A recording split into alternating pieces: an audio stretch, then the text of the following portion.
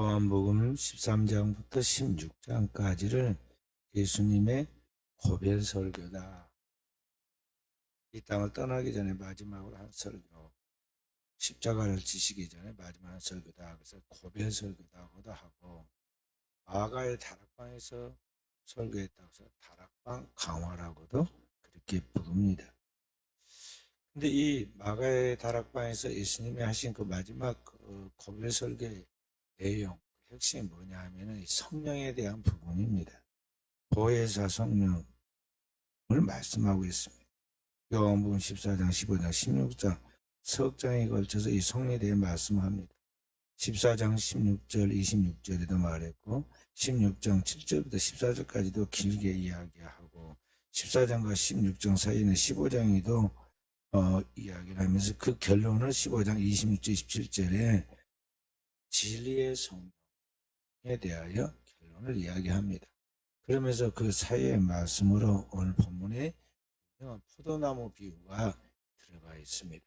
그러나 이 포도나무 비유는 하나님의 보혜사 성령이 어떠한가, 우리 가운데 어떻게 역사하는가를 알려주려고 해서 가장 쉽고 잘 알 수 있는 하나의 그러한 사례로 이게 지금 들어서 이야기를 한 것입니다. 그래서 오늘 예수님께서 이 포도나무 비유를 통해서 오늘 성령에 대해서 이야기하고 있는데, 여기 예수님께서 나는 포도나무요 하고 이야기합니다. 요한복음에만 특별히 나와 있는 똑같은 패턴의 특징이 하나 있는데, 그 뭐냐면 나는 무엇이다 하고 표현을 그렇게 합니다. 예수님은 한 분이신데 예수님이 자꾸 자기에 대해서 다양하게 표현을 하고 있어요. 그래서 오늘은 나는 포도나무요 이렇게 이야기해요. 또 다른 곳에서는 예수님께서 뭐라고 이야기하느냐, 나는 세상의 빛이다. 또 다른 곳에서는 나는 세상의 물이다. 영원토록 목마르지 않는 물을 내게 주리라 그러잖아요. 나는 물이다. 나는 생명의 떡이다. 내게 오는 자 결코 줄이지 않을 것이다. 나는 선한 목자다. 나는 오늘 포도나무다. 그렇게 주님이 이야기를 하고 있어요. 에고 에이미. 나는 무엇이다는 헬라어로 에고 에이미라는 이 화법을 써서 이야기합니다. 구약에 모세가 호렙산에서 하나님의 부름을 받고 애굽에 있는 그 백성을 데리러 갈 때 당신이 누구냐고, 누가 당신을 보냈느냐 물을 때 내가 뭐라 당신을 말할까요? 그러니까 하나님께서 모세에게 나는 스스로 있는 자 아니라 I am who I am 그렇게 말하라고 했어요. I am who I am. 나는 무엇이다. 나는 스스로 있는 그분이다. 그렇게 이제 I am who I am 그렇게 표현했는데, 오늘 여기 예수님께서 나는 세상의 빛이다. 나는 세상의 소금이다. 나는 세상의 물이다. 이렇게 표현할 때고 이것을 에고 에이미, 영어로 하면 I am. 나는 무엇이다. 그렇게 표현합니다. 여러 다양하게 표현하는 중에 예수님께서 여기 성령을 표현하면서 나는 포도나무다고 그 비유를 이야기하고 있는 것을 우리 알아야 돼요. 왜 예수님께서 자신에 대하여 이야기하면서 특히 성령을 이야기하시면서 오늘 나는 포도나무라고 이야기를 했을까라고 생각해요. 그것은 성령의 역사가 이 포도나무 이야기와 같은 원리이기 때문에 그러하다는 것입니다.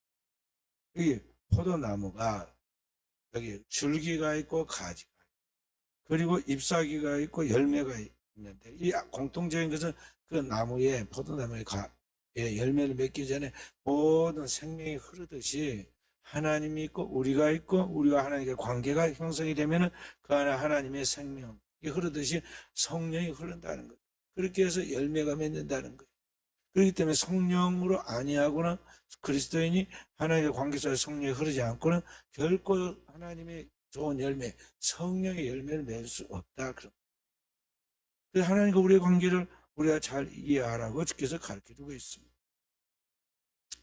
여기 왜 포도나무로 비유했느냐면 구약에 보면 이스라엘을 포도나무라고 그렇게 비유했어요. 시편 80편 8절 보면 주께서 한 포도나무를 애굽에서 가져다가 열방을 쫓아내시고 이를 심으셨나이다. 가나안 땅에 있는 사람들은 돌 감람나무다면 하나님께서 저 애굽에 사는 이스라엘 백성들을 그 통째로 그들을 딱 업어가지고 가나안 땅에 와서 심었는데 그들을 심은 그 돌감나무 밭을 파버리고 거기다 심은 게 뭐냐면 참 감람나무 이스라엘을 심었다고 그랬어요. 이스라엘 백성들을 표현할 때 여기 주님께서 포도나무라고 이렇게 표현하고 있어요. 그래서 오늘 주님께서 성령에 대해서 이야기하면서 참 포도나무 비유를 도입한 이유가 뭐냐면 우리가 언제든지 하나님과 연결되어 있어야만 생명과 하나님의 진리가 흐르게 된다는 것이죠. 하나님께 속하여 하나님의 의와 진리와 거룩함과 생명의 모든 것들이 다 흘러나가도록 하기 위해서는 우리가 하나님과 관계에 성공해야 한다, 그런 말. 그러니까 이 포도나무를 다시 그림을 그려서 이야기해 본다면은 이 포도나무 줄기가 원줄기가 있잖아요. 그리고 거기에 가지가 이제 뻗어져 나오면 여기도 나오고 저기도 나오고, 여기 가지는 여기에 거기에서 가변적이라고 볼 수 있어요. 그리고 그 줄기와 가지에서 이제 잎사귀가 나오잖아요. 그럼 이 잎사귀가 태양으로부터 이제 모든 열을 받아가지고 햇빛을 받아가지고 그 모든 그 이제 영양을 공급시켜 나가요. 그러니까 밑에서 올라오는 수분 영양과 태양에서 비치는 그 햇볕이 광합성 작용을 통해서 영양을 만들어내고 그게 이제 식물을 자라게 하는 거죠. 그래서 이 뿌리에서부터 수분이 쭉 올라와서 나무를 타고 올라오죠. 그러면 그것을 진액이라고 그러죠. 굉장히 좋기 때문에, 영향이 있기 때문에 우리가 이제 광야의 고로쇠 나무라고 그래가지고 거기에 진액을 받아 먹잖아요. 저 지리산에 가면 그 높은 산에 그 나무에 고로쇠 나무가 따로 있어요. 그 나무에 거기다가 이제 그 호스를 뽑아놓으면 그 물이 정확하게 흐르잖아요. 그걸 받아가지고 나중에 큰 통이 되죠. 한 통 되려면 며칠 걸리고 심지어는 보름씩 걸릴 건데요. 우리 호짜호짜 금방 마시고 있잖아요. 근데 그렇게 이제 나무의 진액을 타고 진액이 나무의 줄기를 타고 올라와서 그게 이제 나무를 살리는데, 나무를 살리는 게 우리 몸에 이제 링걸 주사 맞듯이 링걸 주사 맞듯이 그런 이제 수분과 모든 영양 공급해 줘요. 그래서 그것을 먹으면 우리가 원기가 회복이 되는 것이죠.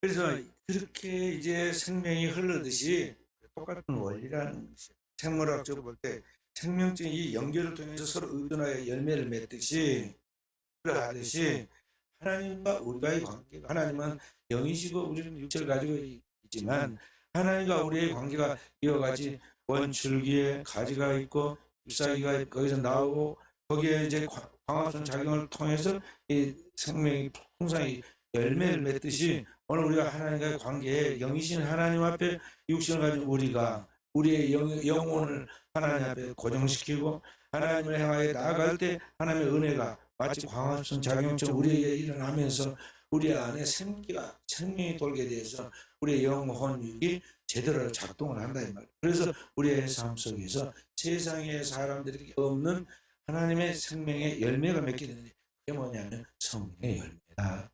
이 모든 걸 가능하게 하신 분이 누구나 파라클레토스, 그 보혜사 성령이시다. 그래서 그리스도인이 성령으로 살지 않고 성령이 없이 하나님의 뜻대로 하나님의 기뻐하는 성령의 열매를 맺을 수 있다는 것은 불가능한 이야기입니다. 그래서 오늘 우리 신자는 주님의 이야기를 통해서 거룩한 부담을 가져야 돼. 우리 자신이 주님 앞에서 이 부담이 있어야 한다는. 그러니까 사도 바울은 고린도 교인들한테 그런 이야기를 합니다. 절대 근심 염려해서는 안 된다. 마음에 검심하지 말라, 염려하지 말라고. 사도 바울은 근심할 것은 해야 한다고 그랬어요. 무슨 근심이냐? 하나님의 뜻대로 하는 근심은 해야 한다는 거죠. 방금 제가 말씀드린 것 같이 오늘 여러분과 저희가 오늘 이 말씀 속에서 가만히 비춰보면서 우리 안에 거룩한 부담이 있어야 돼. 근심이 있어야 한다는. 어떤 근심이냐? 첫째는 내가 변하지 않음에 대한 부담이에요. 내가 왜 변하지 않은가? 왜 내가 계속적인 그런 신앙생활을 통해서도 변하지 않는 거에 대한 자기 자신에 대한 부담이 크게 있어야 돼. 두 번째는 내가 몸담고 있는 두 영적 기관이 가정과 교회가 내가 있는데 왜 변하지 않는가에 대한 부담이 있어야 돼. 세 번째는 우리가 신앙적 사명을 가지고 있는데 바로 이 지역이 변하지 않는 것이 왜 그런가에 대한 부담이 있어야 한다는 거죠. 너희는 세상의 빛이다. 어둠이다. 세상의 빛이다. 소금이다. 그랬는데 우리가 가는 곳에는 어둠이 변화의 빛이 되어야 하고 우리가 가는 곳에서 소금이 들어가서 간을 하듯이 우리의 삶의 모든 부분이 정화되어야 하는데 그렇게 되지 못한 것에 대한 이 부담이 우리에게 있어야 한다는 것이죠. 그래서 이런 부담이 진지한 숙고로 변하고 그것이 기도로 승화될 때 아름다운 표현과 자기 발전이 이루어지는 거예요. 그런데 만약 우리가 그러한 것들을 하나님 앞에 기도하고 하나님 앞에서 부르짖고 하나님의 성령이 나를 어루만지고 오늘 우리의 삶의 환경을 지배하고 우리의 모든 것들을 새롭게 해주시기를 간구하지 않고 다른 사람을 탓하고 환경을 탓하고 내가 변하는 거야 네가 변해야 한다고 자꾸 다른 찌르게 되면 그게 뭐가 될까요? 위선자가 되는 거예요. 내가 되지 못하면서 된 것 같이 의로운 것 같이 지금 내가 말하고 그래 행동하는 이게 위선자예요. 하나님도 제일 싫어하죠. 회칠한 무덤이라고 싫어하듯이 배시하는 서기관과 바리새인들을 화 있을진저 하고 주님이 그렇게 싫어했듯이 세상 사람도 다 싫어해. 위선자는 다 싫어해. 겉으로만 그냥 관계가 나빠져가지고 나한테 해가 올까 싶어서 좋은 척하고 사회적으로 예의 있는 것 같이 우리가 그냥 인사를 하고 지나갈 뿐이지 다 속은 있어. 싫어해. 나가 지금 어떻게 평가받고 있는가를 하나님의 눈으로 우리가 볼 수 있어야 돼. 저희 손녀 하나밖에 없는 손녀 유은이가 초등학교 1학년짜리인데 1학년 맞춰야 자기 할머니를 통해서 제가 이제 이야기를 듣잖아요. 듣고는 제가 뭐 혼자서 얼마나 웃음이 난지 벌써 이제 사고력이 조금씩 발달해가지고 자기 나름 생각한 것을 말하고 행동하고 그래서 이제 전달해 줍니다. 얼마나 웃은지 몰라. 예를 들어서 이제 자기 할머니한테 그런다는 거예요. 우리 자 여기 친가하고 외가죠. 그렇게 부르지 않고 아이들은 뭐라고 하냐. 순천 할아버지 할머니, 광명 할아버지 할머니 그렇게 불러요. 순천 할아버지 할머니, 광명 할아버지 할머니 중에 제 1등은 순천 할머니, 아까 광명 할아버지, 광명 할아버지. 두 번째는 순천 할머니, 세 번째는 광명 할머니. 그리고 제가 네 번째 돼. 그러니까 말이 네 번째지 꼴찌잖아요. 할머니한테 그렇게 이야기해놓고 할아버지한테 절대 그 말하지 말라고. 아이가. 그래서 왜 할아버지 다 알고 계셔? 할아버지 안 내시냐 물어본다. 괜찮아. 할아버지 좋아라고 그래. 할아버지 착하시다. 자 보세요. 진짜 자기가 외할아버지가 예쁘라 그랬을 때부터 이렇게 손바닥에도 올려놓고 늘 같이 놀아주고 서울에서 엄마 아빠 학교 가버리고 저기 회사 가버리고 웃으면은 할머니 할아버지가 가는데 할아버지가 차로 태워다 주고 다 들어주죠. 그러니까 제일 좋죠. 항상 같이 놀아주고 여기까지 그렇게 해줘. 또 그다음에 외할머니는 아이 돌봐주지 먹을 거 챙겨주지 다 해주니까 할머니가 좋죠. 순천 할머니는 무조건 예뻐라고 그러지. 또 맛있는 거 뭐 있으면 먹을 거 챙겨가지고 언제든 갖다 주지. 서울 가고 있으면 거의 그 아이 하나밖에 없는 것 같이 세상에 하나밖에 없는 것 같이 돌봐주니까 예쁘죠. 좋죠. 근데 저는 어때요? 영상으로나 이렇게요. 주일 같은 영상으로나 어쩌다 한번 보고 여기 내려와도 같이 놀러 가야 하는데 놀러도 안 가고 맨날 교회 바쁘다고 교회 있고 없잖아. 그러다가 이제 저녁에 잠자려고 그러는 시간이나 뭐 유은이 우리 유은이 이리 오느라 한번 안아주고 그리고는 거의 같이 없어. 그러니까 얼마나 뭐 깊은 그런 뭐가 느껴지겠어 사랑이. 그러니까 네 번째 솔직함이 얼마나 어, 귀엽잖아요. 우리 또 손자 아단이는 말이죠. 자기 아빠 엄마한테 교육을 받아가지고 어렸을 때 교육을 받았고 제일 좋은 사람 누구냐? 할아버지, 그 다음에 할머니, 그 다음에 아빠, 그 다음에 엄마. 사실 거꾸로 됐잖아요. 지금 엄마부터 좋고 그렇게 됐는데 지금 교육을 받았어요. 그럼 안 돼. 할아버지가 집에는 제일 어른이야. 할아버지. 돌아가신 우리 저희 어머니 계실 때는요 왕할머니라고 했어요. 왕할머니가 최고 그 다음에 이렇게 교육을 받아가지고 또 이제 그렇게 이야기를 한 거예요. 그런데 잠잘 때 보면은 누굴 찾아요? 다른 다 필요 없고 엄마를 막 찾습니다.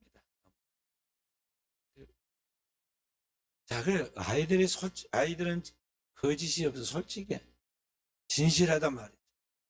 하나님 그걸 기뻐하셔. 하나님은 그걸 기뻐하시는데 오늘 우리 안에 그게 없다 이 말이에요. 자기를 볼 수 있는 정직함이 있어야 하고 자기의 현 실체를 볼 수 있는 그런 거룩한 고민이 있어야 돼요. 근데 우리는 밖에 나갈 때 사람들에게 예의를 갖춰서 꾸미듯이 얼굴도 꾸미고 옷도 꾸미고 말도 꾸미고 다 꾸며가지고 있잖아요. 그리고 나가서 그렇게 교양 있게 활동하다 들어오니까 집에 와서까지 그럴 수는 없잖아요. 근데 집에 와서 그러듯이 하나님 앞에서도 그러고 자기 자신한테도 그렇게 꾸미고 있으면 어찌 되겠어요? 어찌 되겠어요? 그러듯이 하나님 앞에서만큼은 솔직히 하고 자기 자신에 대한 실체를 분명하게 보고 어떻게 해야 할지 다른 누구와 상의한 것이 아니라 하나님과 상의해야 그게 기도예요. 이게 돼야 하는데 이게 안 되고 있기 때문에 우리의 모습이 지금 화장을 한 채 옷을 입은 채 꾸며놓은 채 그렇게 잠자리에 들고 그런 거 똑같단 말이에요. 그러니까 이게 생활이 제대로 될 수가 없는 거예요. 그래서 결국에 이렇게 살면 자기 자신을 보지 않고 자기 자신에 대한 거룩한 부담을 갖고 회개하면서 변화해야 할 그런 노력이 있어야 하는데 그런데 되지 않고 계속 나가게 되면 결국 어떻게 되느냐? 교회 거침돌이 복음의 해방꾼이 된다. 지역의 복음에 전달하는 거룩한 선한 영향을 끼치는 사람이 되어야 하는데 이 세상의 빛을 가로막는 어둠이 되고 해방자가 되는 그리고 결국은 어떻게 될까요? 복음을 해방하고 성령을 거스리고 이렇게 결국 나가면 결국은 가지는 열매 맺지 못한 가지는 찌켜 불에 던지우리라 불살라진다는 것 같이 결국 이어서는 배나 지옥 자식이 되고 있다. 그럼 우리는 그런 거룩한 부담들이 그리스도인들이 있어야 돼. 나는 하나님과 관계 속에 생명이 흐르고 있는 그런 하나님의 성령이 내 안에 강물처럼 하나님의 성령이 내 안에 가지가 그 포도나무의 줄기와 가지를 통해서 생명이 흐르고 그 안에서 열매를 맺는 그 포도나무처럼 그렇게 성령이 흘러야 하는데 내가 하나님의 관계 속에 그런 생명이 교류하고 있는가에 대한 그런 자기 자신의 고민이 있어야 한다는 것이죠. 소금은 3% 가지고도 그 넓은 바다의 물을 다 염분을 줘가지고 생명을 살리지 않아요. 부패하지 않게 합니다. 그런데 세계 인구의 25%가 기독교인이에요. 우리 한국에도 25%가 기독교인이에요. 그런데 문제는 변화가 없다. 변화가 없다. 왜 내 삶에 변화가 없는가? 내 삶에 왜 열매가 없는가? 오늘 우리 교회는 왜 진정한 부흥이 없는가? 왜 신앙생활 하면서 내 삶에 힘이 없는가? 이런 것들에 대한 그 답을 분명하게 찾아라. 그런 거. 오늘 주님이 이 포도나무 비유에서 그 이유를 이야기했죠. 농부와 포도나무와 가지와의 그 생명적인 관계 속에서 주님이 포도나무이고 우리가 가지랍니다. 가지가 포도나무에 굳게 붙어 있은 것 같이 우리가 주님께 굳게 붙어 있을 때 열매 맺는데 그 모든 것을 생명의 교류하여 흐르도록 만드시는 분은 누구냐? 농부이신 하나님이시다. 아버지는 농부다. 하나님 모든 것을 그렇게 만들어 간다는 것이죠.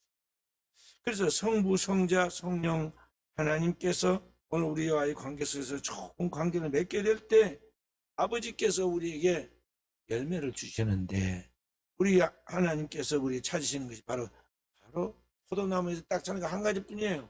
잎사귀도 아니고 줄기도 아니고 가지도 아닙니다. 포도나무에서 하는 건 열매거든. 포도 열매.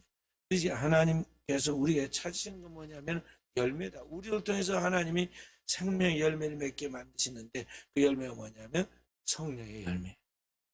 성령. 그래서 갈라디아서 5장 22절부터 23절에 성령의 열매는 이것이니 그래서 우리의 내적인 영적 성품의 변화들 사랑과 희락, 화평, 오래 참음, 자비, 양선, 충성, 온유, 절제와 같은 성령의 열매들 또 성령의 은사들 지혜, 지식, 믿음, 능력, 신유, 명분별, 예언, 통역, 방어 그런 같은 거룩한 열매들이 우리에게 풍성하게 맺히도록 예수 그리스도를 통해서 은혜와 진리가 흘러넘친 것 같이 오늘 우리에게 하나님의 성령의 열매가 맺는 그것을 아버지께서 원하시고 그것을 찾고 있다는 것이죠. 그래서 우리의 신의 궁극적인 성공 목표는 세상 사람들처럼 땅 위에서 무엇이 되느냐의 출세가 아니에요. 진정한 신앙의 성공을 통해서 그리스도의 형상을 이루고 오늘 우리를 통해서 그리스도께서 하나님의 풍성한 생명이 흘러넘친 것 같이 오늘 우리 안에서 하나님의 성령이 흘러서 그 열매를 맺는 그것을 하나님은 가장 원하신다는 것을 알고 오늘 그것을 추구해 나가는 깨어있는 종들이 되어야 하겠습니다. 그래서 오늘 우리가 하나님 앞에서 정상적인 그리스도인의 생활, 영적 생활을 하게 되면 반드시 이런 성령의 열매 맺게 되어 있어. 아니야. 계속해서 열매를 맺지 못한 나무는 하나님 무익하게 여기기 때문에 땅만 벌려도 찍어버려요. 2절의 말씀 함께 읽어봅니다.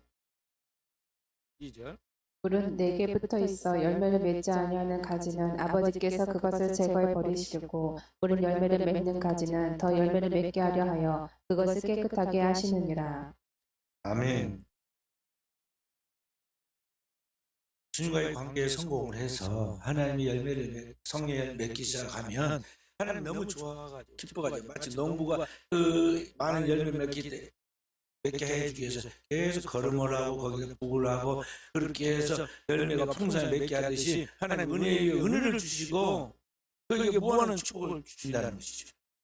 5달란트 받은 자가 또 5달란트를 남기니까 거기에 또 1달란트 받은 자까지 받아가지고 거기다 주시 하나님이 계속적인 은혜를 공급해 준다는 거예요. 그런데 아무리 해도 안 맺으면 나무가 잘못됐다. 뭔가 고장이 나고 문제가 안 되겠구나. 회복 불가능하구나. 그러면 그때는 가차없이 그냥 가지치기를 해버린다는 찍어 밖에 버려요. 불에 던져 자르느냐. 그래서 모든 그리스도인들은 하나님의 형상과 모양을 지음받은 존재로서 삶의 목표가 하나님의 영광을 위해 살아야 하고 그래서 우리의 삶의 첫째 분명히 해야 돼요. 먹든지 마시든지 뭘 하든지 하나님의 영광이라는 분명한 목표가 딱 있어야 돼요. 그리스도인의 삶의 목표.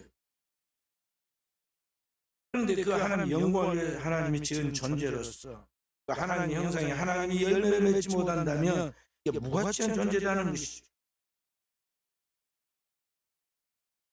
그래서 밖에 버려 불살라 버린다. 6절에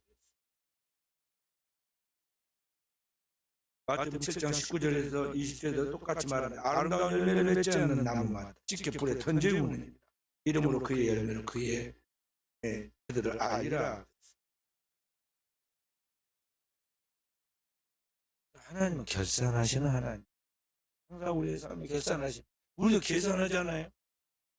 이게 뭐가 결과가 좋지 않으면 그걸 뭘로 거기다 계속 투자를 하겠어요.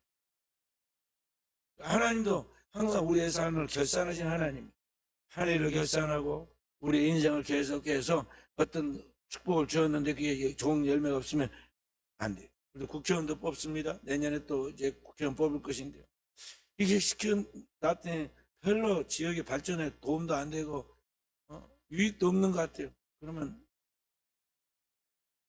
다시 쫓아내고 다시 뽑잖아요. 똑같아요. 하나님도 그러시다. 그러하신다. 아름다운 열매 맺지 않는 나무마다 열매, 풍성한 열매, 알찬 열매를 맺는데 그렇지 않은 그런 나무마다 하나님이 찍어서 불에 던진다는 거예요. 심판하신다. 그럼 어떻게 하면 많은 열매, 풍성한 열매, 좋은 열매 맺을 수 있느냐? 그게 오늘 여기 보면은 4절부터 5절이 계속 강조하는 말씀은 내 안에 거하라. 나도 너희 안에 거하리라. 5절에 보면 그가 내 안에 내가 그 안에 거하면 사람이 열매를 많이 맺나니. 주님이 내 안에 내가 주님 안에 거한다는 건 뭐냐? 7절에 보면 너희가 내 안에 거하고 내 말이 너희 안에 거하면, 그러니까 우리가 주님의 진리의 말씀 가운데 살아가고 있고 진리의 말씀이 내 안에서 항상 나를 움직이는 원동력이 되어서 나에게 역사하고 있다면 그 사람은 주님과 하나가 되어 있기 때문에 열매를 맺게 되어 있다. 근데 문제는 크리스찬이라고 우리가 교표를 붙여놓고 직분을 가지고 사람들 앞에서 내가 누구라고 이야기를 하고 있는데 실제로 하는 게 없단 말이에요. 내 안에 하나님 말씀이 없어. 내가 하나님 진리의 말씀 가운데 살지 않아. 그러니까 그것은 아무리 직분이 어떠하든 대제사장이 되었든 오늘날은 교회 목사가 되었든 노회장이 되었든 실질적으로 그 안에 하나님의 생명이 없고 그 말씀이 없고 말씀을 따라 일하지 않기 때문에 그건 아무것도 아니다 이 말. 아무것도 아니다.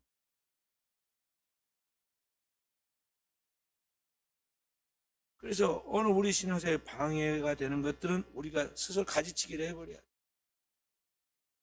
아버지께서 우리를 잘라버리는 순간에 위험해. 왜 그럴까요? 마지막이거든. 잘라서 불살라버려. 그러기 전에 우리 스스로 잘라내야 돼. 날마다 자신을 쳐서 복종시키는 가운데 하나님과 관계 속에서 실패한 부분이 뭔가, 하나님과 관계 속에서 내가 이제 불합한 게 뭔가, 꿈속에서라도 뭔가 하나님과 관계 하나 되지 못한 그런 것들이 있다면 이런 것들을 다 검증해서 말씀과 기도로 우리 자신을 쳐서 복종시켜서 거룩하게 만들어 가야 한다는 것이죠. 그렇게 하면은 하나님이 기뻐서 2절에 그 열매를 맺게 하시려고 깨끗하게 하시느니라. 이게 뭐 잘하는데 참 효과 있게 잘한다. 그러니까 계속 하나님이 은혜를 한량없이 부어주신다. 그럼 있는 자는 더 있게 하시는 하나님이시다. 그래서 오늘 우리는 내가 주님과의 어떤 관계, 우리는 여기에 대한 거룩한 고민이 있어야겠어. 내게 성령의 열매가 없다는 것, 내게 참된 인격과 삶과 믿음의 변화가 없다는 것. 지금 여기서 뭘 말하고 있냐면 내가 주님과의 관계에서 뭔가 문제가 있다.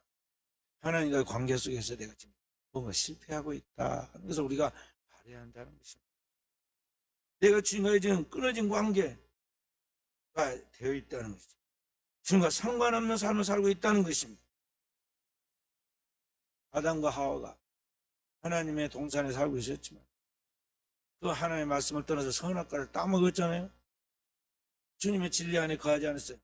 주님이 동산 모든 나무 실과를 먹을 수 있으나 동산 중앙에 있는 과실은 먹지 말라, 이것을 먹는다는 내가 반드시 죽으리라 그랬는데 그 하나님의 말씀 안에 거하지 않고 그가 뱀이 꼬드기는 그 말을 듣고는 스스로 하나님처럼 되려고 선악과를 따먹었잖아요. 진리 안에 있지 않았어요.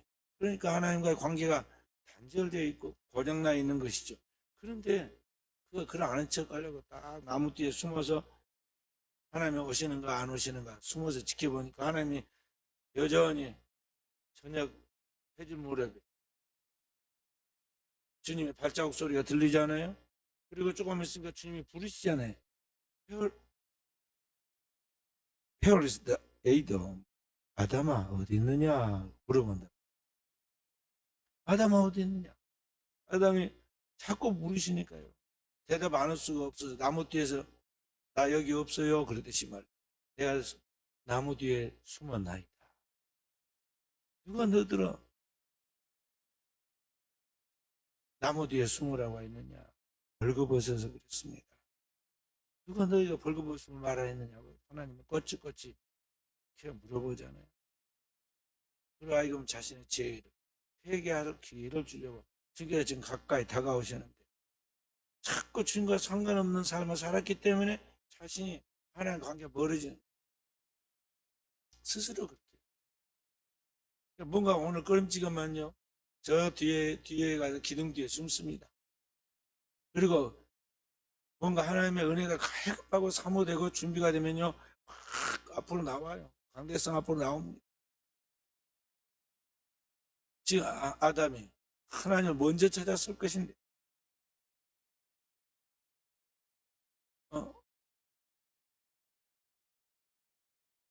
하나님이 가까이 와가지고 지금 가까이 나무 앞에까지 와갖고 부르는데 거기에서 자꾸 뒤로 숨어가지고 나무 뒤에 내가 부끄러워 숨었나이다 하고 그러잖아요. 자, 그래서 오늘 우리는 우리 자신의 삶에 있어서 내가 주님과 연합된 관계가 돼야 하는데 그렇게 되지 않은 것이 뭔가를 늘 살펴야 돼요. 하나님은 자원하는 심령, 깨어있는 사람을 기뻐하십니다. 오늘 우리가 주님과 연합된 관계가 되어야 하는데 연합된 관계가 되지 못한다는 것은 뭐냐? 우리가 성령의 교통이 이루어지지 않은 것이니까 그거는 갈라디아서 5장 16절부터 17절의 말씀대로 하자면 뭐냐면 육체의 소욕을 따라 살아가고 있다는 거죠. 그러니까 성령의 흐름을 따라서 성령이 그 안에서 역사하시는 그 인격과 성령이 우리 가운데 일하시는 그 성령의 소원을 따라 나가야 하는데 우리가 지금 하나님께 영향을 받은 것이 아니라 세상에 영향을 받아가지고 세상적인 것으로 쫓아 나가는데 내 안에 있는 죄성이 거기 맞장구를 딱 쳐가지고 나아가서 열매를 맺게 돼. 그 육체의 열매예요. 육체의 소욕을 따라서 열매를 맺어. 그러니까 그 결과가 죄의 값은 사망이니까 사망의 냄새가 나는 거예요. 사망의 열매가 맺고 사망의 냄새가 나타나요. 그래서 오늘 우리는 내 삶 속에서 이러한 사망의 냄새, 사망의 열매 이러한 것들이 맺지 않는가 우리는 늘 자기 점검을 통해서 그걸 찾아내야 돼요. 예를 들어서 우리 신자들이 제일 문제가 뭐냐면 게으름이에요. 신자들 게을러서 에이 오늘 날씨도 춥고 빠져야겠다. 오늘은 몸이 안 좋아서 빠져야겠다. 아주 우리가 게으르면은 여러 가지 핑계가 나오잖아요. 근데 이 게으르다는 것, 또 열심히 없다는 것, 때로는 몰랐습니다. 그러면서 우리가 무지했다는 것, 이런 것들을 그냥 단순하게 생각하고, 그렇게 그냥 다음부터는 그걸 안 해야지. 이렇게 생각하는데 그게 사실 그게 아니에요. 이 무지하고 게으르고 열심히 없는 이런 것들이 사실은 육체의 열매를 맺고 있는 그런 과정. 왜냐? 그것이 결국에 가서는 죄를 짓게 되고 사망에 이르게 되고 결국 육체의 열매를 맺어서 도저히 쓸 수 없는 그런 데까지 나아가게 만들기 때문에 그래야 하는 거예요. 사람의 생각은 행동으로, 행동은 나중에 와서 습관으로, 습관으로 그 인격을 만들고 결국은 그것이 운명이 되는 거예요. 그러니까 이런 작은 게으름, 작은 습관들 이런 것들이 단순한 것 같지만은 이것이 결국에선 그로 하여금 사망에 이르게 만든다는 거예요. 갈라디아서 5장 19절 21절에 보면 육체의 일은 분명하니 음행과 더러운 것과 호색과 우상숭배와 술수와 원수 맺는 것과 분쟁과 시기와 분냄과 당짓는 것과 불례함과 이단과 투기와 술취함과 방탕함과 또 그와 같은 것들이라. 육체의 열매는 바로 그 사소한 것에서 시작해서 이런 실제로 행위의 죄악들로 나타나서 이게 커져버린다. 여러분 모든 온갖 악행을 저지르는 그 수단이 지금 뭐가 됐느냐면 스마트폰, 핸드폰. 핸드폰을 통해서 모든 걸 소통하고 안목의 정력, 이 세상의 것들에 대한 죄악된 것들 다 담고 전달하고 그렇게 할 수 있는 도구가 됐어. 또 세계적으로 이 스마트폰의 대명사가 애플인데요. 애플, 사과란 뜻이에요. 그리고 이 스마트폰 애플 봐보면요, 아이폰 봐보면요, 로고가 딱 나왔는데 선악과 따먹는 거 딱 한번 베먹은 게 딱 나와. 자기들은 그걸 멋지게 아주 신비하다 생각하고 거기다 찍었는가 모르지만 그 속에 하나님께서 그걸 찍을 때까지 그대 생각에 찍을 때 놔둔 거예요. 왜냐하면 앞으로 이제 세상 사람들이 따먹는 이 세상의 선악과에 대한 하나의 상징적인 것이 이게 작지만 이게 수단이 될 것이 된다는 걸 이제 보여주려고 하나님께서 그걸 허락해 둔 거라고. 그것도 온갖 범죄가 이루어지고 있어. 많은 세상의 수단들이 이루어져서 스스로 그것을 통해서 사람이 하나님처럼 될 수 있는 까지 착각을 불러일으키기도 하지만 그것으로 인해서 온갖 죄악을 저지르요. 온갖 여기 육체의 일들이 분명하게 벌어지는 이런 일들이 그런 것을 통해서 이루어진다. 그래서 오늘 저와 우리 사랑하는 성도들이 살아가는 삶 속에서 원인이 뭔가를 찾아야 돼. 내가 당면하는 오늘의 문제들, 사람과의 인간관계의 문제, 경제적으로 부딪혀오는 경쟁 어려움의 문제, 부부간의 그런 문제, 부모와 자식 간의 문제, 교회 안의 교우 간의 갈등, 모든 것은 그 자체가 문제가 아니라 뭐가 문제냐? 내 신앙 자체가 문제야. 그것을 받아들이고 그것을 대처해 나가는 나의 신앙이 문제다 이 말이야. 하지 말자. 내가 주님과 하나 되지 못하고 세상과 하나님 사이로 왔다 갔다 하고 내 안에 주님의 말씀이 완전한 믿음과 인격으로 통일돼야 하는데 내 욕망이 앞서가고 내 생각이 앞서가고 내 하고 싶은 것들이 앞서가고 있기 때문에 어느 날 고장난 내가 문제다 이 말이야. 그래서 내가 문제인데 나를 고쳐야 하는데 나를 하나님 앞에서 완전하게 세워야 한다. 우리는 자기를 쳐서 복종시키고 자기를 깨뜨리려 하지 않고 우리는 다른 것이 내가 수단과 방법을 찾고 있고 다른 사람이 변해야 한다고 말하고 다른 어떤 환경에 들어가야 내가 달라질 것을 착각을 하고 있다는 것이죠. 진짜 주의 종들은 혼자 가서 산에 가서 기도하고 하나님 응답받고 그랬잖아요. 세례 요한도 광야에서 혼자 기도하고 응답받고 주님 오심을 준비했죠. 엘리야도 혼자 산에 가서 기도하고 하나님 앞에 응답받고 이스라엘의 구원의 역사를 이루잖아요. 모세도 마찬가지예요. 환경이 문제가 아니에요. 사람이 문제가 아니에요. 우리 다른 어떤 외적인 것이 갖춰지면 될 것이라 착각하는데 그게 아니에요. 그래서 문제는 뭐냐면 내가 주님의 손에 붙잡혀 있지 않기 때문에 주님의 손에서 내가 확실하게 서서 있어야 세상이 힘들지 않은데 내가 주님의 손에 붙잡혀 있지 않기 때문에 세상이 힘들고 사람이 힘들고 환경이 힘들고 무엇이 힘들고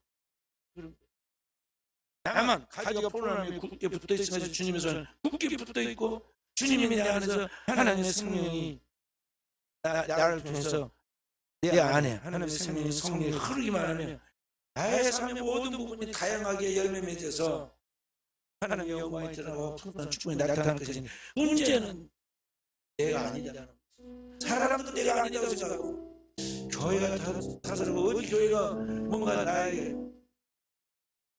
그 문제를 풀을 수 있는 교회가 없을까? 내가 문제를 생각하고 그런 말이야. 다른 누구 어떤 사람이 나를 신데렐라처럼 문제를 해결해주고 나를 공주처럼 다 이렇게 해줄 사람이 없을까?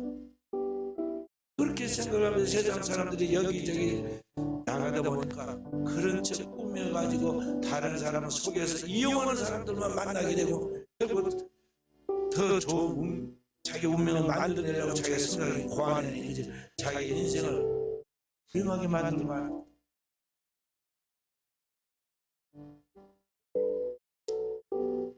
그래서 오늘 우리는 주님 앞에서 내 삶의 가장 중요한 축복은 내가 내 삶을 하나님 앞에서 준비하는 것이다.